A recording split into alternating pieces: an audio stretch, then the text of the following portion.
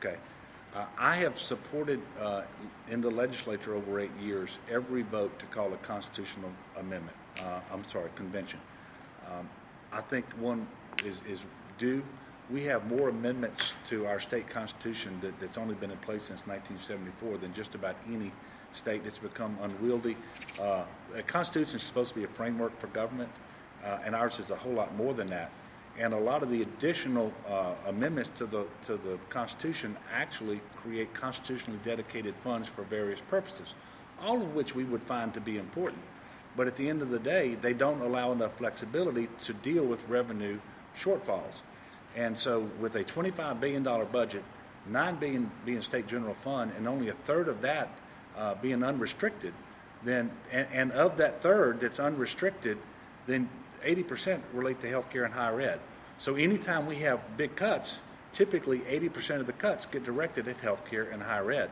And the people all across Louisiana tell us they're tired of that. So we do need to create additional flexibility. I'm not sure that a constitutional convention that initiative would pass, but we can certainly have constitutional amendments that go in there and target constitutional dedications and get rid of those to create additional flexibility. That can happen. We also need to look at statutory dedications because that's a big issue too. In any statutory dedication that dedicates state general fund dollars, they need to be targeted.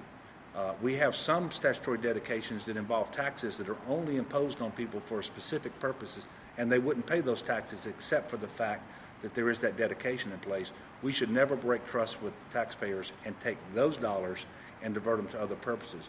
But for statutory dedications of general fund dollars, we've got to target those as well to give us additional flexibility. But I don't want you all sitting here thinking that I'm only looking for additional flexibility in how to cut. We've been cutting for 7 years. If we could cut our way to prosperity, we would be there.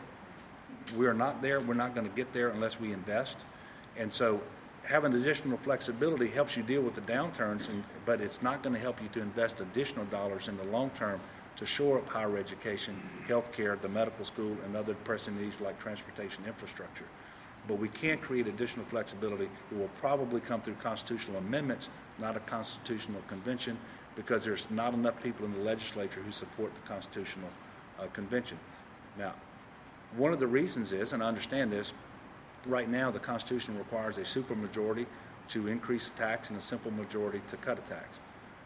Most people like it that way, and they don't want a constitutional convention and run the risk that it will come out different than that.